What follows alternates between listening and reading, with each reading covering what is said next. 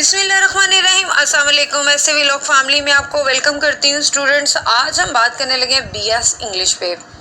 लोग समझते हैं कि ये एक लैंग्वेज है, इसमें आगे कोई स्कोप नहीं है, आपका कैरियर नहीं है, कोई जॉब अपॉर्चुनिटी नहीं है। तो ऐसा बिल्कुल नहीं है। आज इस वीडियो में मैं आपके साथ इसकी जॉब अपॉर्चुनिटी को भी शेयर करूंगी और आपको बताऊंगी कि आखिर बीएस इंग्लिश में आप स्टडी क्या करते हैं, इसका एलिजिबिलिटी क्राइटेरिया क्या है, इसका मेरिट क्या है, इसका ड्यूरेशन क्या है, कौन कौन सी यूनिवर्सिटीज़ आपको ये ऑफ़र करती हैं। और वीडियो के लास्ट में हम जो है शेयर करेंगे, मैं आपको बताती चलूँगी कि अगर आप इसमें अपना कैरियर बनाना चाहते हैं तो क्या अपॉर्चुनिटीज़ आपके पास हैं। तो स्टूडेंट्स, आज हम बात करेंगे बीएस इंग्लिश में। तो विदाउट एनी फर्दर डिले मैं आपको बताती चलती हूँ कि बीएस इंग्लिश में आप स्टडी क्या करते हैं। इसमें बेसिकली आप स्टडी करते हैं लिटरेचर, इसमें आप ब्रिटिश लिटरेचर भी पढ़ते हैं, इसमें आप अमेरिकन लिटरेचर पढ़ते हैं, शॉर्ट स्टोरीज होती हैं, प्ले होते हैं, पोइट्री होती है, नावल होता है, ड्रामा होता है, ये सारे आप स्टडी करते हैं। इसके अलावा भी चंद एक मज़ामीन है जो आप इसमें पढ़ते हैं, जैसे साइकोलॉजी, सोशियोलॉजी, हिस्ट्री, इस्लामियात, वर्ल्ड हिस्ट्री, ज्योग्राफी। इस तरह के भी ये सब्जेक्ट्स जो हैं वो आप बीएस इंग्लिश के में आप पढ़ते हैं, आपको पढ़ाए जाते हैं। तो स्टूडेंट्स, जो लोग ये कहते हैं कि इसमें स्कोप नहीं है, वो आपको बहुत गलत कहते हैं। इंग्लिश एक ऐसी ज़ुबान है जो कि पहले भी बहुत अहम थी, मौजूदा दौर में भी बहुत अहम है और आने वाले वक्त में भी इसकी अहमियत को जुटलाया नहीं जा सकता। ये एक इंटरनेशनल लैंग्वेज है जिसमें किसी भी मुल्क का शख्स दूसरी जगह जाकर कन्वर्सेशन कर सकता है, कम्युनिकेट कर सकता है। कम्युनिकेट करने के लिए एक बहुत बड़ी लैंग्वेज है इंग्लिश, जिसमें हम एक दूसरे के साथ जो है वो रिलेशन बना सकते हैं, हम बात कर सकते हैं, अपनी बात को समझा सकते हैं। तो अभी तो हम ये नहीं कह सकते कि इंग्लिश का स्कोप ख़त्म होने वाला। हो सकता है कई 100 साल के बाद शायद कोई नई लैंग्वेज इतनी पीक पर चली जाए कि इंग्लिश की वैल्यू ना रहे, लेकिन मौजूदा दौर में और आने वाले दौर में इसकी अहमियत को जुटलाया नहीं जा सकता। तो जब इसकी अहमियत को जुटलाया नहीं जा सकता तो इसका स्कोप भी कैसे ख़त्म हो सकता है। तो स्टूडेंट्स, स्कोप को हम एंड पे डिस्कस करेंगे, इसलिए वीडियो को एंड तक ज़रूर देखिएगा। सबसे पहले मैं आपको बताती चलूँ, ऐसे स्टूडेंट जो बीएस इंग्लिश करना चाहते हैं उनका एलिजिबिलिटी क्राइटेरिया क्या है। सिंपली अगर उन्होंने इंटरमीडिएट किया हुआ है तो वो बीएस इंग्लिश के लिए अप्लाई कर सकते हैं। मैं आपको बताती चलूँ कि इसके जो मेरिट है गवर्नमेंट सेक्टर में 70 to 80 प्लस तक जाता है, 90 प्लस तक भी चला जाता है। ये यूनिवर्सिटी टू यूनिवर्सिटी वेरी करता है कि आप किस यूनिवर्सिटी में एडमिशन ले रहे हैं। बहुत सी बड़ी यूनिवर्सिटीज़ में इसका मेरिट बहुत ज़्यादा जो है हाई होता है, वहाँ पर एडमिशन बहुत मुश्किल से मिलता है आपको बीएस इंग्लिश में। अगर आप प्राइवेट यूनिवर्सिटीज़ की बात करें तो 50 to 60% पर भी आपको एडमिशन मिल जाता है। आपको बताती चलूँ कि बीएस इंग्लिश जो है वो 4 साल प्रोग्राम है, 4 साल की इसकी डिग्री है जो कि कंप्लीट होती है। इसके जो है 8 सेमेस्टर होते हैं और हर सेमेस्टर जो है वो 6 माह का होता है।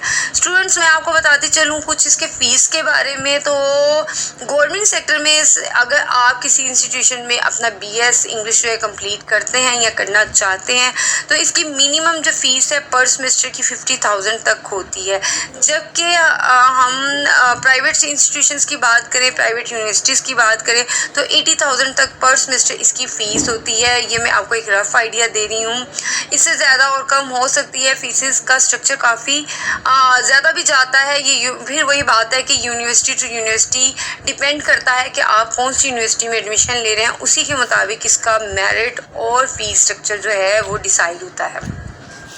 तो स्टूडेंट, अब तक मैंने आपको बताया कि बीएस इंग्लिश में आप क्या पढ़ते हैं, इसका एलिजिबिलिटी क्राइटेरिया, इसका ड्यूरेशन, इसका फ़ीस स्ट्रक्चर और मेरिट पे हम बात कर चुके हैं। अब बात करते हैं यूनिवर्सिटीज़ की। तो स्टूडेंट्स, मैं आपको बताते चलूँ, तकरीबन तमाम गवर्नमेंट और प्राइवेट यूनिवर्सिटी जो है वो बीएस इंग्लिश का प्रोग्राम ज़रूर ऑफ़र करती है। हर यूनिवर्सिटी में जो है मेरा ख्याल है कि बीएस इंग्लिश का प्रोग्राम जो है वो ज़रूर होता है। इनमें से चंद एक मशहूर यूनिवर्सिटीज़ का जिक्र मैं आपके साथ करती चलती हूँ, जिनमें सबसे पहले मैं आपको बताती चली हूँ कि Punjab university Lahore, government college university Lahore है, सुपीरियर यूनिवर्सिटी लाहौर है, मिनहाज यूनिवर्सिटी लाहौर है, university of Faisalabad, university of Okara. University of Sindh, Quaid-e-Azam university Islamabad, Islamia university Bahawalpur, Bahauddin Zakariya university Multan.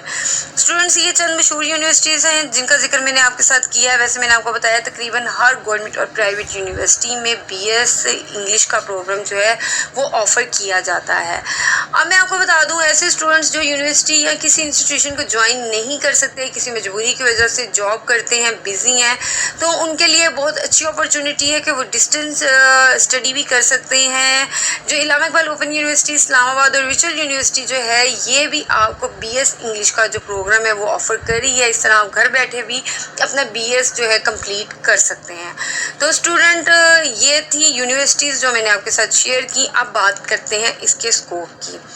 जैसा कि मैंने आपको बताया कि बहुत से लोगों का ख्याल है कि बीएस इंग्लिश के बाद कोई स्कोप नहीं है, आपके पास कोई अपॉर्चुनिटी नहीं है, आपके पास करने को कोई काम नहीं है, एक लैंग्वेज है जिसमें आपने स्टडी कर लिया है, तो ऐसा बिल्कुल नहीं है। अगर स्टूडेंट्स आप बीएस इंग्लिश करते हैं, ये सिर्फ आपने डिग्री नहीं ली, आपको इसके ऊपर अच्छी ग्रिप है, आपकी लैंग्वेज अच्छी है, आपकी ग्रामर अच्छी है, तो बहुत सारे ऐसे फील्ड हैं जिसमें आप काम कर सकते हैं और आगे बढ़ सकते हैं। सबसे पहले तो मैं बात करूँगी टीचिंग की। जैसा कि आप जानते हैं, हमें पता है कि 1 क्लास से लेकर इंटरमीडिएट तक, कोई से बड़ी क्लासेस तक एडीपी करें, बीएस करें, एमएस करें, पीएचडी करें, आप किसी भी फील्ड में जाते हैं, आपकी स्टडीज़ जो है वो इंग्लिश में होती है। तो इंग्लिश बहुत ज़्यादा अहम है। तो अगर आप टीचिंग की तरफ आते हैं तो आपको डिफरेंट लेवल हैं, आपके पास अपॉर्चुनिटी है टीचिंग करने के लिए। आप स्कूल्स में टीचिंग कर सकते हैं, आप कॉलेज में टीचिंग कर सकते हैं, यूनिवर्सिटी लेवल पर टीचिंग कर सकते हैं, लेक्चरार जो है वो आप लग सकते हैं। बेहतर है कि आप बीएड कर लें। अगर आपने टीचिंग की लाइन में आना है तो बीएड भी आपके लिए बहुत अच्छी अपॉर्चुनिटी है कि आप बीएड करें और बीएस इंग्लिश किया हो तो आप काफ़ी आगे जा सकते हैं टीचिंग की फील्ड में। आप चाहें तो प्राइवेटली किसी एकेडमी में जो है वो इंग्लिश के टीचर के तौर पर काम कर सकते हैं। अगर आपके पास इतना फाइनेंस है, आप अपनी खुद की एकेडमी खोल सकते हैं। आप इंग्लिश लैंग्वेज के कोर्स करवा सकते हैं, कहीं जाके करवा सकते हैं, ऑनलाइन करवा सकते हैं। तो आपके पास काफ़ी सारी अपॉर्चुनिटी है इंग्लिश, बीएस इंग्लिश के बाद इंग्लिश के लिए कि आप बहुत कुछ जो है इस तरह कर सकते हैं। अगर आपकी राइटिंग स्किल्स अच्छी हैं तो भी आपके पास जो है एक अपॉर्चुनिटी है कि आप बच्चों की राइटिंग बेहतर करने के लिए या इंग्लिश को बहुत अच्छे तरीके से लिखने की प्रैक्टिस करवाने की भी टीचिंग फील्ड का ही एक हिस्सा है कि आप इस तरह भी कर सकते हैं। स्टूडेंट्स, इसके अलावा आप मीडिया पर आ सकते हैं। मीडिया में आपके पास चॉइस है, आप इलेक्ट्रॉनिक मीडिया पे आएँ, आप प्रिंट मीडिया पे आएँ, आप सोशल मीडिया पे आएँ। प्रिंट मीडिया में बहुत से इंग्लिश जो न्यूज़पेपर हैं, इंग्लिश मैगज़ीन्स हैं जो पाकिस्तान में काम कर रहे हैं, आप उनके साथ काम कर सकते हैं। आप उसके लिए राइटिंग कर सकते हैं। आप उसमें बहुत सारे जो इसमें आपके पास चॉइस होती है। मैगज़ीन्स में आप स्टोरी राइटिंग कर सकते हैं, कॉलम लिख सकते हैं, कोई एसेस लिख सकते हैं, तो आप राइटिंग की तरफ आ सकते हैं अगर आप प्रिंट मीडिया की तरफ आएँ। अगर आप इलेक्ट्रॉनिक मीडिया की तरफ भी जाएँ तो भी आपके पास जर्नलिज्म की साइड पर जाने का काफ़ी स्कोप है। जो न्यूज़ रीडर होते हैं मीडिया पर, आप उसके लिए भी कर सकते हैं। अच्छी लैंग्वेज है, अगर आप अच्छा बोल सकते हैं तो आप इलेक्ट्रॉनिक मीडिया पर भी काम कर सकते हैं, आप सोशल मीडिया पर भी काम कर सकते हैं। इसके अलावा आप पब्लिशिंग हाउस में काम कर सकते हैं। पब्लिशिंग हाउस में भी आप 2 तरीके से काम कर सकते हैं। एक तो एज अ राइटर कर सकते हैं, बुक्स राइट करके, या मुख्तलिफ किस्म की राइटिंग जो भी आप कर सकते हैं, पोइट्री कर सकते हैं, ऐसे राइटिंग कर सकते हैं। अगर आप राइटिंग कर सकते हैं तो भी पब्लिशिंग हाउसिंग में आपके हाउस में आपके लिए बहुत काम होता है। इसके अलावा पब्लिशिंग हाउस में आप एज अ प्रूफ रीडर भी काम कर सकते हैं, ये भी अपॉर्चुनिटी है आपके पास। मुख्तलिफ प्राइवेट कंपनीज़ में आपको बहुत सी जॉब मिलती है जिसमें आपको पब्लिक रिलेशन जो है वो करना होता है, आपको लोगों को डील करना होता है। अगर आपकी कन्वर्सेशन अच्छी है और आप अच्छी इंग्लिश बोल सकते हैं तो आप बहुत सारी कंपनीज़ जो हैं वो आपको हायर करती हैं, अपने मार्केटिंग के लिए भी हायर करती हैं और कंपनी के अंदर डील करने के लिए यानी कि पब्लिक रिलेशन के लिए भी आपको हायर करती हैं।